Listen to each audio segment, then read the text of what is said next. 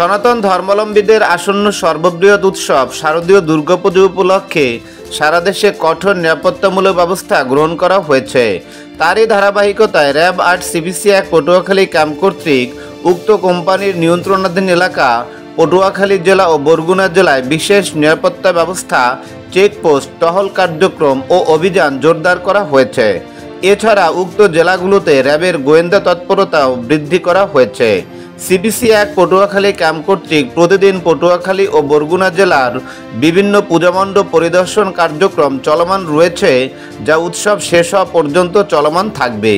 এরই অংশ হিসেবে আজ সোমবার RAB ৮ Patuakhali company commander squadron leader Rashed Patuakhali সদরে অবস্থিত শ্রী শ্রী মদনমোহন জিউর মন্দির আখড়াবাড়ি পুরানবাজার পূজামণ্ডপ কমিটির প্রধানদের সাথে সার্বিক নিরাপত্তার বিষয় নিয়ে মত বিনিময় করেন।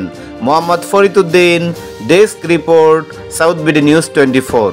আমি পটুয়াখালী এবং বরগুনার কোম্পানি কমান্ডার হিসেবে তাদের সাথে যোগাযোগ করছি।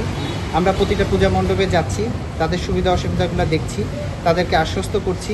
আমাদের গোয়েন্দা নজরদারি আছে। আমাদের নিয়মিত পেট্রোলের পাশাপাশি পুজোকে উদযাপন উপলক্ষে আমরা বিশেষ পেট্রোলের ব্যবস্থা করছি। আমরা একজন ইন্সপেক্টর সমমান কর্মকর্তার অধীনে প্রত্যেকটা উপজেলাকে ভাগ করে দিয়েছি।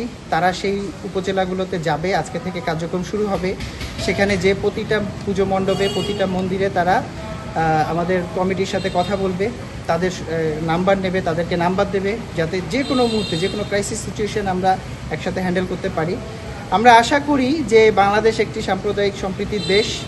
আমরা সবাই ভাই ভাই, সনাতন ধর্ম, মুসলিম সবাই আমরা একসাথে থাকি। এটা আমাদের ঐতিহ্য, এটা আমাদের সংস্কৃতি।